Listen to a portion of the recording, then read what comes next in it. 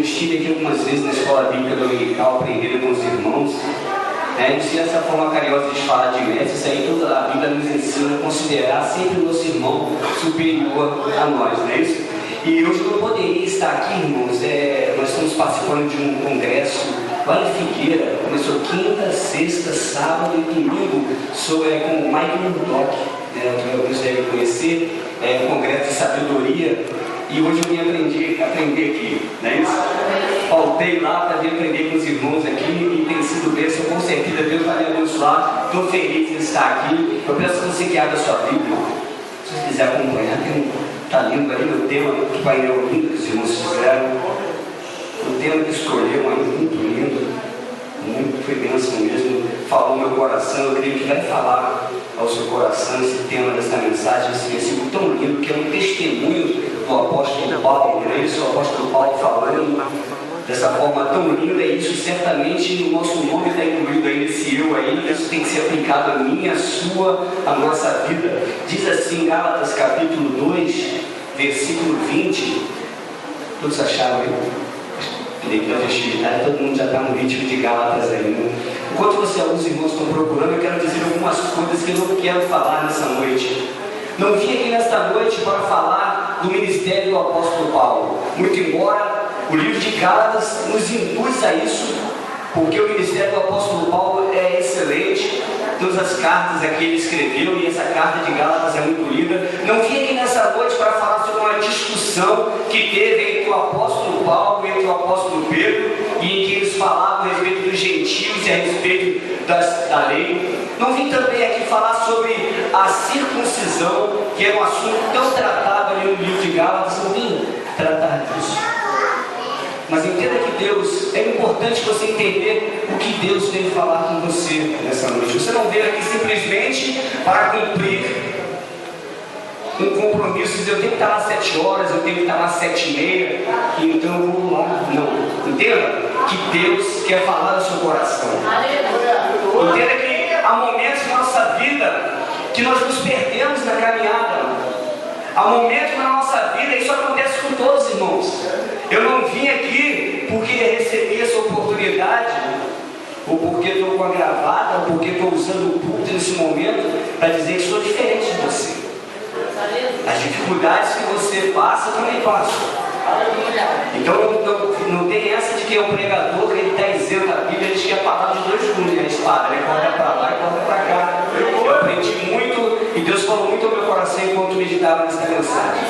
Então nós queremos trazer isso à memória, entenda bem, que é o momento da sua caminhada, que é o momento da minha caminhada, que o comodismo, que o conformismo, e que muitas das vezes a religião, a religiosidade invade o nosso coração, e nós começamos a nos afastar de Deus. O Corinho de Valores falou um pouquinho sobre isso. Começamos a nos afastar de Deus, e muito embora envolvido com a igreja. Olha só que coisa tremenda. Durante a mensagem você vai entender, então entenda que Deus quer te trazer para mais próximo. Tenta compreender isso durante a mensagem. O objetivo de Deus nessa noite é trazer você para próximo, para uma verdadeira adoração, para uma verdadeira vida com Cristo. Por isso que o Espírito Santo inspirou os irmãos a esse tema tão lindo. Gálatas capítulo 2, versículo 20. Já estou crucificado com Cristo, e vivo não mais eu, mas Cristo vive em mim. Louvado seja o nome do Senhor. Precisa sentar, irmãos.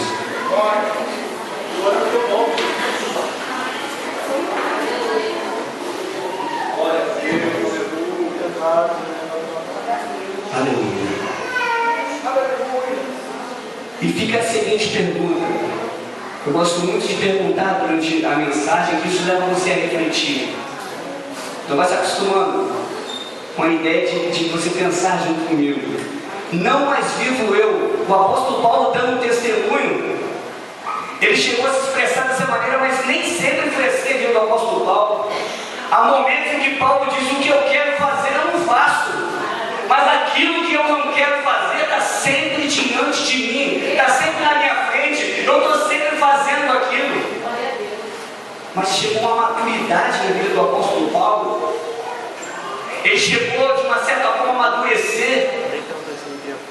E muito embora, às vezes, a gente se dirige à mocidade, aos jovens que estão começando agora, mas isso não é questão de idade, meus irmãos. Há pessoas que têm 50 anos e que ainda não amadureceram. Há pessoas com 70 anos que ainda não amadureceram, sabe por quê? Às vezes alguma coisa aconteceu na sua infância, algum problema, alguma discussão, alguma dificuldade, e ele parou na sua mente, parou nas suas emoções e ele travou. E é por isso que você vê muitas pessoas que não pode, ela age como uma criança, tem 30 anos, tem 40, mas age como uma criança. E às vezes você vê uma pessoa de 20 anos sendo madura na fé. Sabe o que é isso? Que causa isso é a palavra, irmãos. Eu me emocionei muito, eu chorei quando cantou esse último louvor que fala de Salmo 91, coisa linda. A palavra de Deus é a coisa mais linda que nós temos. Ontem lá no seminário de sabedoria, o Mike Murdock pediu que nós pegássemos a Bíblia e alisasse, passasse ela no rosto. De tão carinhoso que é a gente tratar essa palavra, porque essa palavra ela é luz para o nosso caminho, é ela que nos direciona.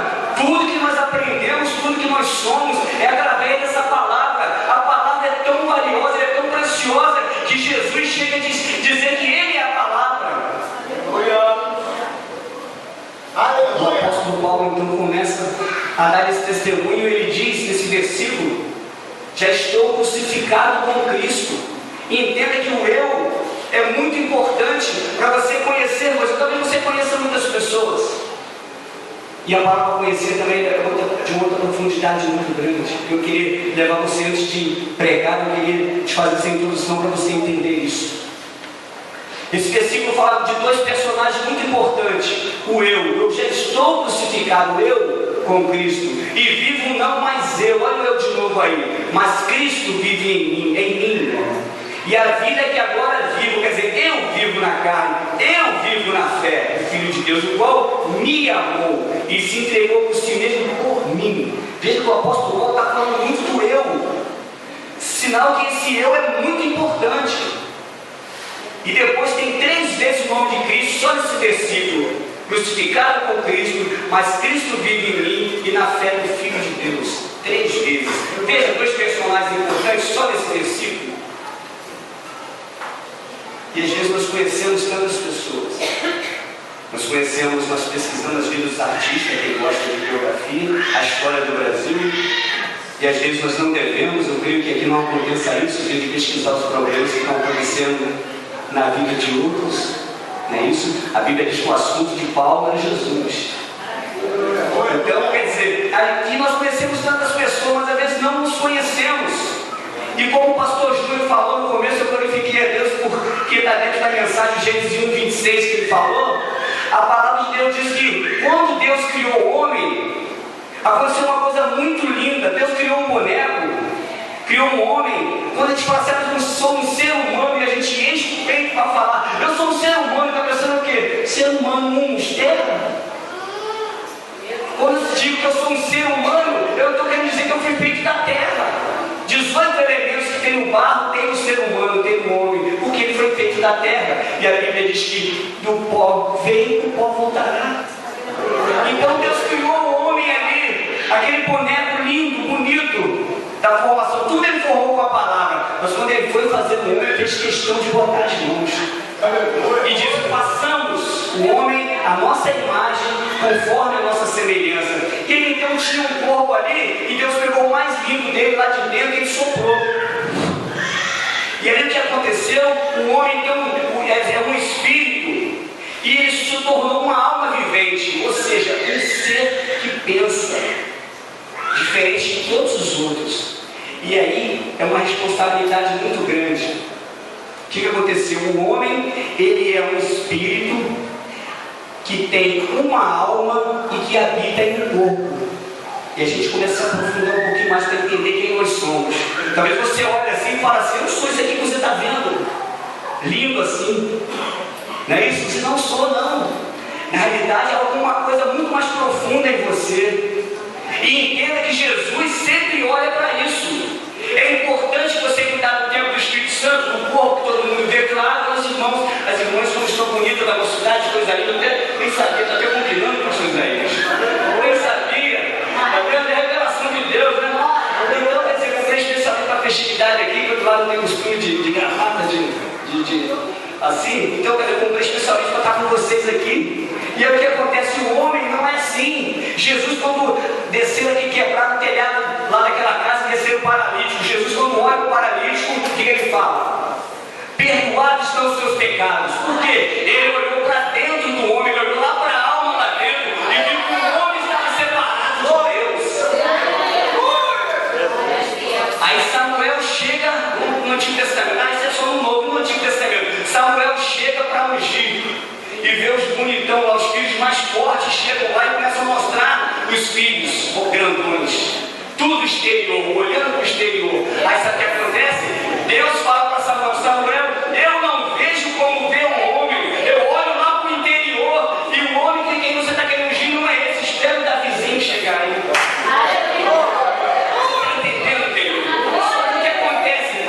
Sociedade, o mundo, ele gosta de estereótipo, ele gosta de cuidar do exterior.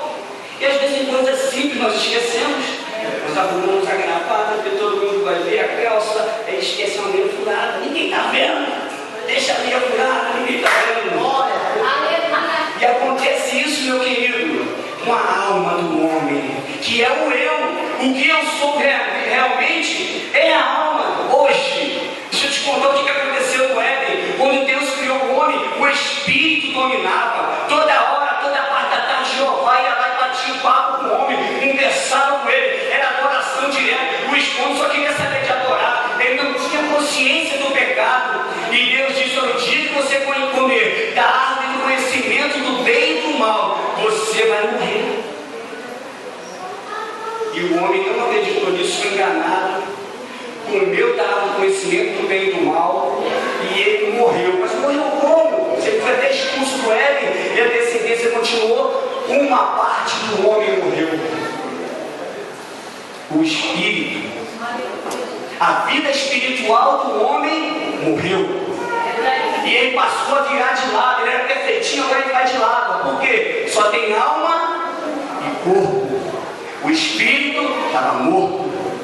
Aí aquela coisa linda que o pastor Júlio falou de Gênesis 26, pastor Júlio. Agora, depois do pecado, entra Gênesis 5:3 na história. Todos os filhos de Adão foram gerados agora segundo a semelhança e imagem de Adão. Agora o homem não é mais gerado segundo a imagem e semelhança de Deus. A partir de Gênesis 5:3, o homem é feito à imagem, ou seja, um espírito morto. E aí o homem agora precisa, como a Bíblia diz, que destituídos foram da glória de Deus. O homem começa a ficar afastado de Deus. Ele precisa ter uma reconciliação com Deus. E aí a coisa fica muito séria, sabe por quê? Acontece uma coisa muito séria. Uma parte do homem começa a dominar a alma. E a alma tem a sua divisão. Se estivesse no colégio, certamente alguém ia dar o exemplo do corpo, que é cabeça, tronco e membro. A divisão, alguém ia brincar, ia dizer que vai depender da pancada, como se divide o corpo, não é isso? Mas não, falando sério, o corpo se divide assim como exemplo, cabeça, tronco e membros, e a alma também tem as suas divisões. Eu queria que você gravasse isso. Talvez você já saiba, você pregando na escola bíblica dominical, mas é bom você gravar isso. Como se divide a alma, que é você, o que você é, a sua essência. Está olhando para mim aí agora, pensando na mensagem, tentando gravar, tentando compreender, refletindo. Essa é a sua alma. A alma é você, a sua essência. Ela se divide também. Ela se divide em mente. Diga comigo, mente. Diga vontade. E emoção. Agora, vamos aos três: mente, vontade e emoção. Só a igreja. Mente, vontade e emoção. Olha que povo inteligente. Você pode aplaudir o Senhor? Porque Deus é inteligente. Glória a Deus. Louvado seja o nome do Senhor. O homem, então, a alma tem essas divisões. O que acontece? A alma agora, ela não dominava, querido. Agora a alma do homem, ela passa a dominar. E o que acontece de grave nisso é que existem 5 sentidos que, quando o homem abre o olho, os sentidos já entram violentamente na nossa vida. Audição, olfato, tato, audição, visão, não é isso? Paladar. Quando você acorda, esses 5 sentidos, eles já falam direto à sua alma. E uma coisa que eu estava esquecendo de dizer para você, nesses 3, Deus, Ele não habita na alma. Porque a Bíblia diz, enganoso é o coração do homem. Enganoso. A Bíblia diz, mostra que os verdadeiros adoradores, como eu falado aqui, adoram em Espírito e em verdade. É lá no Espírito que Deus habita. Por isso que o homem, em João 5,24, a Bíblia diz que quando ele aceita Jesus, ele passou da morte para a vida. Agora é a vida espiritual. Deus, ele habita no Espírito e não na alma. A Bíblia diz que a alma que pecar, essa morrerá, porque a alma, ela toma decisões. Por isso que há tantas pessoas tomando tantas decisões erradas, porque ele pega a parte da alma, a parte emocional, a parte do sentimento, e ele fica em cima de emoções. Jovens, eu digo para a mocidade, independente de idade, cuidado com as decisões que você toma na sua vida. Não viva sendo um crente almático. Não viva sendo um crente focado em emoções. As emoções são muito lindas para na hora que cantar louvor, na hora que você tiver o esposo com a esposa, na hora que você estiver com o seu pai, com a sua mãe, nos momentos de vida em que se tem que amar, que se tem que abraçar, que se tem que apertar uma mão, que tem que amar ou ajudar o próximo. Os sentimentos são para isso, não são para durante você se emocionar e tomar decisões importantes na sua vida baseadas em emoções. Não pode. E até a ira que conta-se os estudos aí que as maiores tragédias, a maior violência que acontece nos 5 segundos de ira. A Bíblia até fala que pode irar, mas não pode pecar. Porque tomar uma atitude durante esses 5 segundos. Então, nós como que vamos tomar decisões? A nossa mente, a parte da nossa alma que pensa, mas não no momento em que estiver emocionado. Por exemplo, com relação ao pecar, muitas pessoas esperam estar lá na emoção, lá no envolvimento, para decidir o que ele vai fazer. Meu querido, você já tem que decidir agora, com frieza. Agora você tem que tomar uma decisão do que você quer, do que você não quer, do que é certo, do que é errado, e baseado na palavra de Deus. Porque se você deixar para decidir lá na sua empresa, no calor, discutindo com o seu chefe, não, sabe uma coisa, eu acho que eu vou embora, eu vou pedir conta, eu não aguento esse serviço aqui. Você está no calor da emoção, do sentimento, você não pode fazer isso. Em casa com a sua mãe, não, ela pediu para fazer isso, mas falou de uma maneira errada, ela foi errada comigo, e você no calor da emoção quer tomar uma decisão. Com o esposo também teve um problema, deixa passar. Com a esposa também, de forma diferente, deixa passar. Não haja no emocional. O emocional não é para tomar decisão. O emocional é para você ter prazer, ter alegria, mas não é para tomar decisão, senão você toma a decisão errada. Você está entendendo como a gente tem que se conhecer melhor? Eu sei que muitas coisas vocês já sabem, mas Deus quer te trazer isso à sua memória. Deus quer que você conheça melhor você, porque aí você vai entender onde Cristo vive em mim. O Espírito dominava, agora a alma domina. E agora vem uma coisa séria, uma segunda pergunta que eu te faço. Primeiro eu te perguntei onde Cristo vive em mim, eu te expliquei do Éden que aconteceu. Agora eu vou te fazer uma segunda pergunta: como Cristo vive em mim? A maneira que Ele vive em mim. Tudo bem, Ele está em mim, eu sou de Deus. Jesus está na minha vida, irmão. Pastor Júnior, Jesus está comigo, eu sou de Deus. Mas como que liberdade? Você quer ver um exemplo? Existem vários pais aqui humanos. Qual é a autoridade que o teu filho te dá? Quantas vezes nós pedimos, faça isso, e ele diz, não vou fazer. Ou então ele diz, já estou indo, e nunca vai. É verdade. Entende onde eu quero chegar? A mesma coisa, um pai e uma mãe gerenciando uma casa, é a mesma coisa. Deus está dentro de mim, Ele disse, meu servo, faça isso. Parece que eu escutei alguém falar comigo. Não, isso não é de Deus não. a mensagem de Deus, o pessoal da Reteté que gosta, né? Então se liga nesse mistério. Quando a mensagem é de Deus, ela vem do Espírito. E quando você passar, isso é de mim mesmo, é da alma. Viu? Uma alma enganosa. Entrega essa mensagem, não entrega. É da alma. Agora vou entregar. Vem do seu Espírito, e Deus habita no Espírito. A alma é enganosa. Entendeu? Então tem que ter esse cuidado. E aí o que acontece? Deus está dentro de mim. Ele habita em mim, Ele está no meu Espírito. Só que acontece que quando eu acordo, aí que a vida devocional com Deus, que o apóstolo Paulo falou, não mais vivo eu, mas Cristo vive em mim, começa a agir agora. Porque agora eu já não vou viver mais e voltar para as minhas paixões. Eu não vou viver a minha vida como eu acho que eu devo viver. Porque se eu estou crucificado com Cristo, eu vou contar uma coisa, notícia triste, né? Eu morri. Eu estou crucificado com Cristo. Agora não mais vivo eu, ou seja, que quem quiser ganhar a sua vida, perdê-la. Para aquele que perder por amor do seu nome, esse ganhar-la. De que adianta ganhar o mundo todo e perder a sua salvação.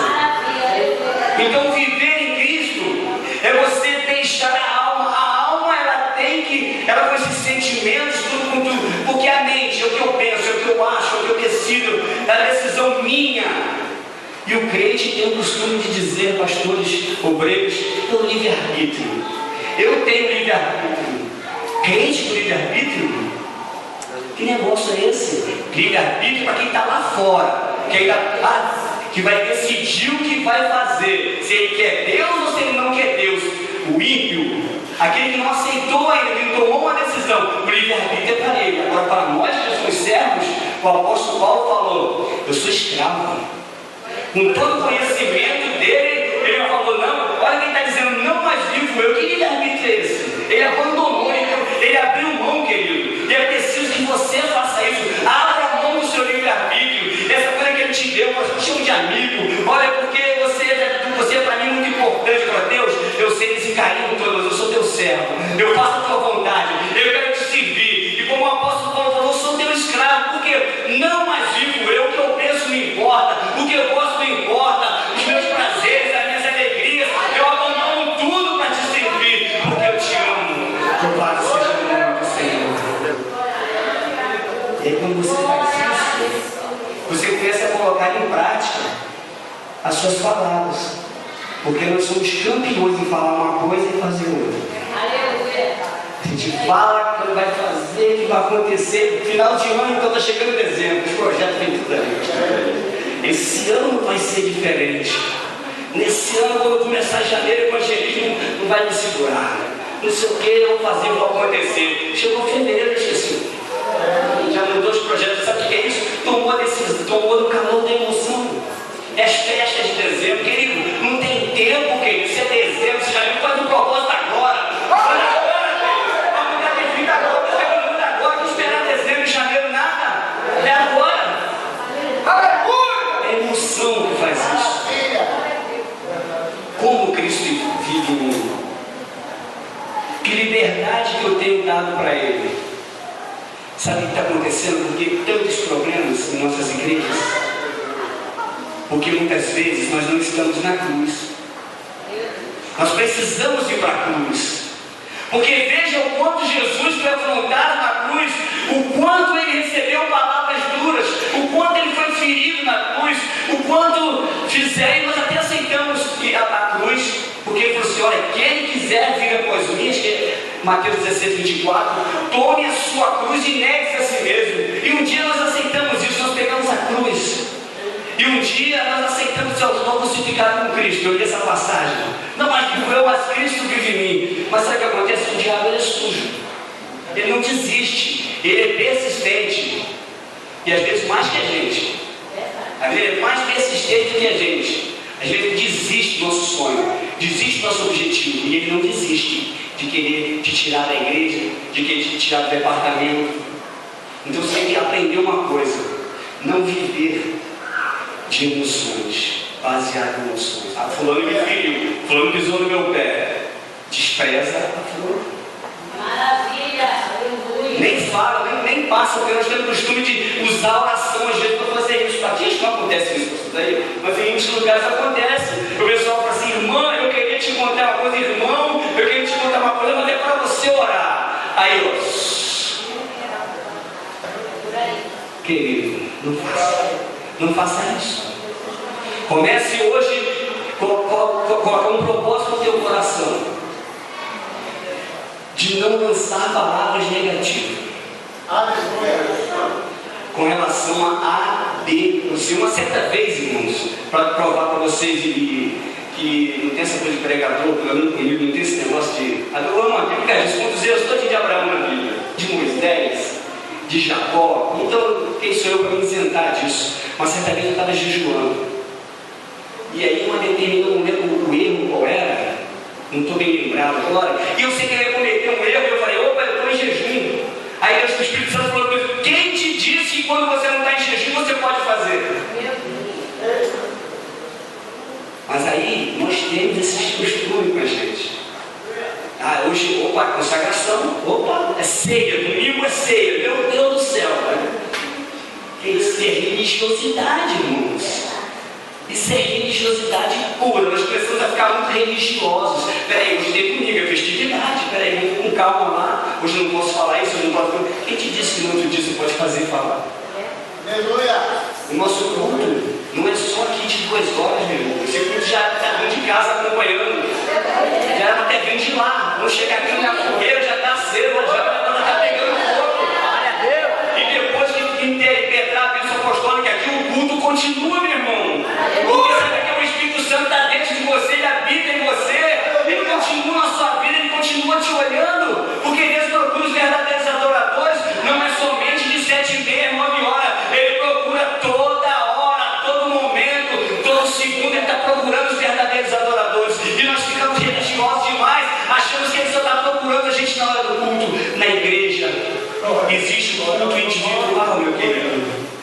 E aí a gente vai poder com todas as forças, e não só profetizar, mas com a verdade dizer: não mais vivo eu, mas Cristo vive em mim. Eu preciso ir para a cruz. O eu tem que sair. Entenda isso. Eu sei que você tem muitos projetos, eu sei que tem muitas coisas que você gosta de fazer. Eu sei que as pessoas quando falam de você, você fica triste. Entenda uma coisa, que você não é o que as pessoas falam, você é você. Maravilha. Então para que se preocupar? Para que ficar preocupado? Elas estão falando isso de mim. Não importa o que estão falando de você. Importa o que você é na realidade. E se você está na cruz, você não se preocupa com isso, porque quem está na cruz está pregado, meu irmão, está morto. Agora, se você está se importando muito, e está brigando muito, está querendo revidar, está querendo pagar com a mesma moeda, mesmo Jesus falou: não paga o mal com o mal. Se você quer fazer isso, é porque você está vivo, você está muito vivo, meu irmão. Fala para o seu irmão do lado, meu irmão, você está muito vivo, você tem que morrer. Você está muito vivo, você tem que ir para a cruz. Tem você de ser crucificado de novo. Você está muito vivo, meu irmão. É por isso que você está se importando com a calúnia. É por isso que você está se importando com o que estão falando de você. E a gente até te influenciam a falar também. Porque você está muito vivo. Você esqueceu? Não vivo mais eu, mas Cristo vive em mim. É Ele que tem que viver. A mente, nós temos agora a mente de Cristo, entenda? Ele é a cabeça do corpo da igreja, é Ele que pensa, é Ele que toma a decisão. Então não se importe com confronto. Porque toda vez que alguém coloca uma semente ruim e você pega essa semente e começa a mexer nela, você está ajudando. Por exemplo, a Bíblia diz: ai daquele, é lícito que vem o escândalo, mas ai daquele por quem vem o escândalo. Quem passa o escândalo é a pessoa que entrega a mensagem. O cara foi lá e cometeu, vou falar de uma coisa feia aqui, muito feia, adultério. O cara foi lá e adulterou, mas ninguém descobriu. Aí foram lá e descobriu, espalhou. Ai daquele por quem vem. A Bíblia diz em Provérbios 16: a 7ª abomina sua alma. Eu vou te explicar melhor isso: abominar, desprezar, alma, sentimento. abomina sua alma cética. Sabe o que é? Aquele que semeia contenda entre os irmãos. Querido, não seja portador. A Bíblia diz que nós somos portadores do Evangelho, boas novas. Quando você vê um caminhão passar e dizer a serviço da Petrobras, ele não pode levar outra coisa senão o produto da Petrobras, senão ele está levando outra coisa. Você não pode ser um portador de uma notícia ruim, você é de Deus, mas você não está serviço do diabo, você está serviço de Deus para edificar vidas para o Senhor. Aleluia. Louvado seja o nome do Senhor. Agora não mais vivo eu, não quero fazer minha vontade, eu até quero falar. Eu quero falar porque a minha alma, ela tem uma vontade de contar história, ela tem uma vontade de contar piada, tem uma vontade de contar um montão de coisa na minha alma, mas não sou eu, mas eu nego. Se você quem quiser vir após mim, tome a sua cruz e negue a si mesmo. Você precisa negar essa vontade, esse desejo da alma, porque a alma quer predominar, o eu quer mandar, e o eu tem que morrer, o eu tem que ir para a cruz. E quem tem que reinar dentro de vocês é tirar o eu do trono e botar Jesus Cristo no trono. E você sabe quem é que está reinando no seu coração, você sabe. Através das suas decisões, através dos seus sentimentos, você sabe. E às vezes, nós começamos a refletir em tanta coisa, e às vezes nós ficamos tão ingênuos como crianças, e nós esquecemos que o mundo espiritual existe. Às vezes nós nos policiamos tanto quando estamos na igreja, 2 horas de culto, e depois nós relaxamos quando chegamos em casa. Hoje, com o avanço da internet, está muito complicado isso. Então, os cultos, estou até observando aqui, não tem ninguém, mas há cultos por aí que as pessoas não conseguem desligar o Facebook nem na hora do culto. O culto está tendo pregação, está tendo mensagem, eles estão ali tweetando, ou então estragando, né? É estragando, trocadilho aí, você entendeu? É estragando. Então, quer dizer, está complicado isso. E que viver para Cristo é esse? Se nem de 2 horas de culto eu não consigo me afastar. Eu estou mandando uma mensagem aqui, no Face. É melhor ver a face de Jesus, né? É melhor. Então eu preciso não dar tanto lugar a algo, porque senão o que acontece com a religiosidade? Com relação ao perdão, virou uma coisa agora complicada. Vê a emoção como age com relação ao perdão, quer ver? Olha o crente emocional. Eu espero que você, lá no eu não vou perguntar, não vou te constranger, mas lá no fundo eu espero que você não chegue à conclusão que você é assim, mas se for, você vai me dar hoje em nome de Jesus. Olha o crente emocional, o crente que vive baseado na emoção. Alguém magoou ele, alguém feriu ele, alguém errou, porque quem fere é quem é fraco. Se você foi ferido, você é o forte. A gente tem um conceito do mundo e acha que nós nos sentimos fraquinhados e feridos, tadinho de mim, autopiedade. Eu fui muito autopiedoso, eu morri de pena de mim. Que sentimento triste, só derruba a gente. A Bíblia diz que te mostrar os frouxos, no dia da tua angústia, tua força será pequena. Para com isso, que é um outro piedoso aqui, abandona isso, irmão. Para de ter pena de você, você é lindo, você é de Deus, você mora no Brasil, no Rio de Janeiro, nos principais estados aí do mundo. Se você estivesse na África, em outro lugar, lá não tivesse nem pai, nem mãe, não tivesse ninguém, tem uma igreja maravilhosa linda para você aí, ó. Pastor Isaías, que é uma bênção, um código bonito desse. Que é uma bênção. Então, para que, meu querido? Para que você ficar triste? Gostaram, né, pastor Isaías? Gostaram? Tá ligando a igreja que com o meu telhado que caiu para eles.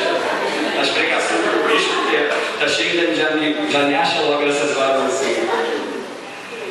Então nós precisamos analisar essa parte da emoção, essa parte da alma. Quando a pessoa magoa a gente, aí sabe que a pessoa olha, o fulano me pediu perdão, então ele me fez isso, mas eu não estou sentindo, olha o coração aí, eu não estou sentindo no meu coração de perdoar. Então não adianta, porque eu não estou sentindo no meu coração, não é agora. Agora o coração está mandando, pastor. O coração é que manda na gente agora. Lembra aquele versículo enganoso? O coração é mundo. Aí Jesus fala assim,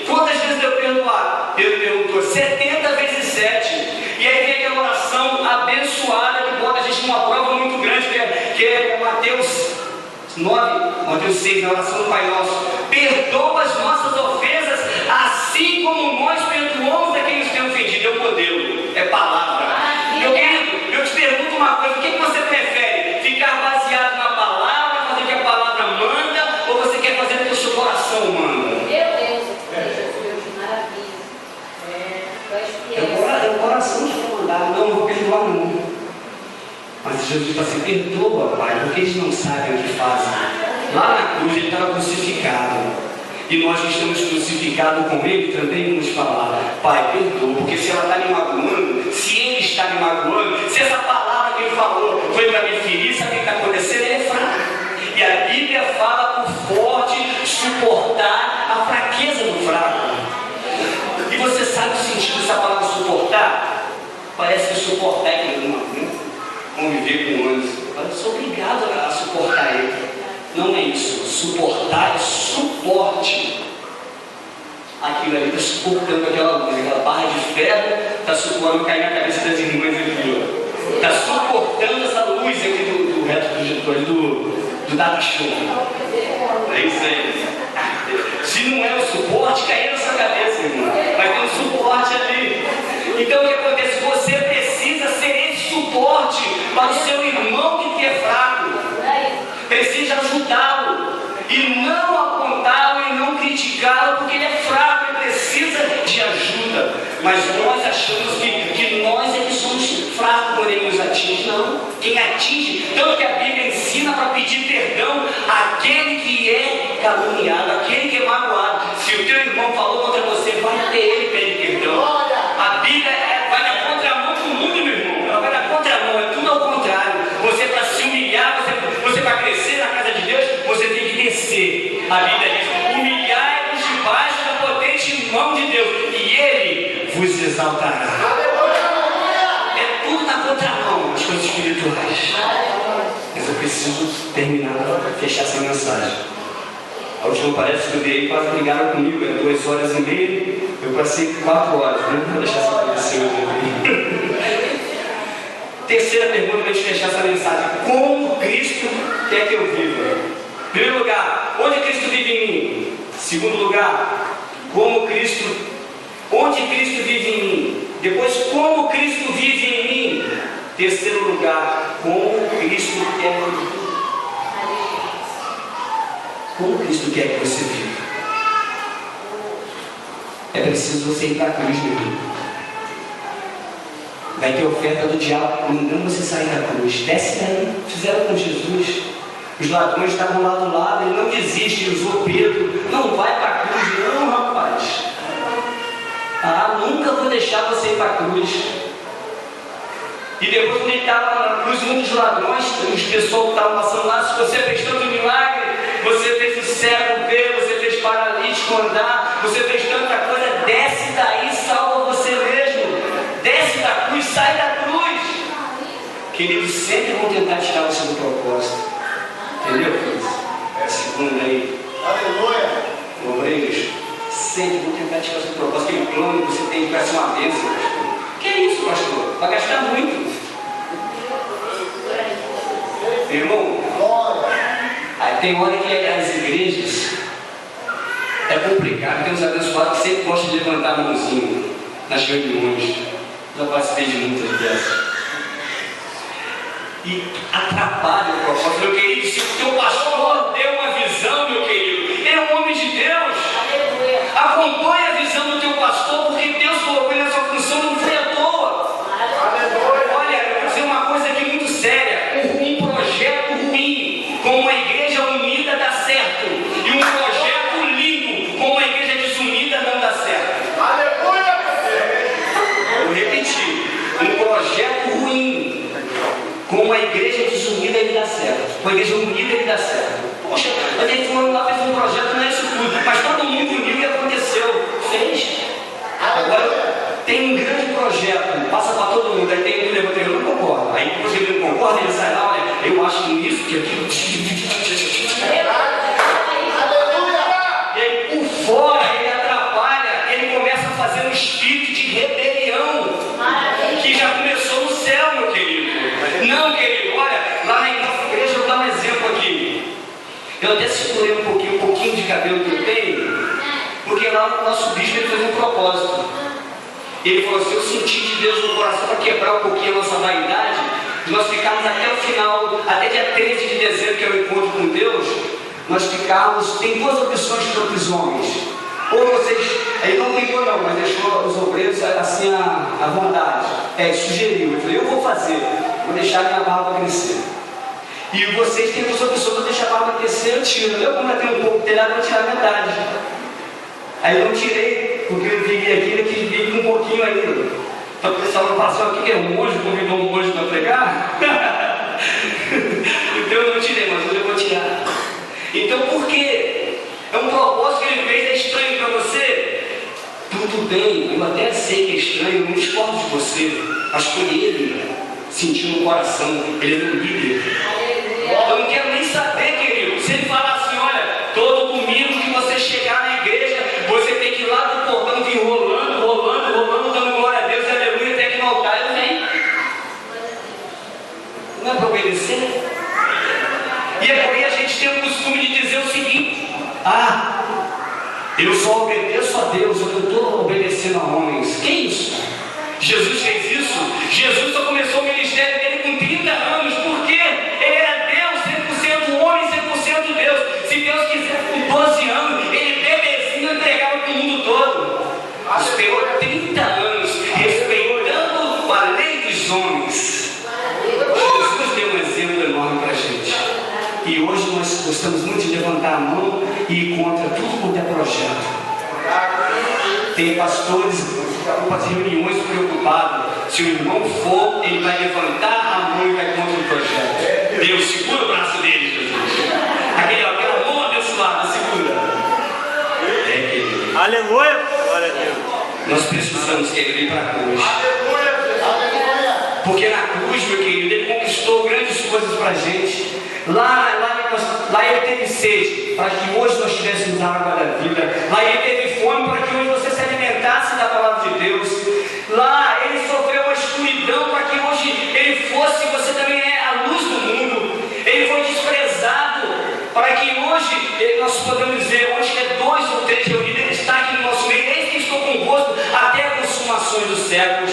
Ele foi ferido lá na cruz do Calvário, para que ele pudesse dizer: vinde a mim, todos vós que estáis cansados e sobrecarregados, e eu vos aliviarei. E eu preguei muito tempo isso para pessoas não crentes. Querido, isso é para mim, isso é para vocês. Vinde a mim, todos vós que estáis cansados, porque nós descansamos sim. É uma luta muito grande, uma guerra muito grande, é uma luta contra o mundo espiritual, meu querido. E se a gente não correr para Jesus, não abraçar nele, as nossas forças se perdem e a gente se abate.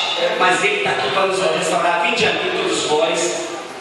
Ele recebeu uma coroa de espinho, para que Apocalipse 3:11, lá aquele que vencer, dar-te-ei a coroa da vida.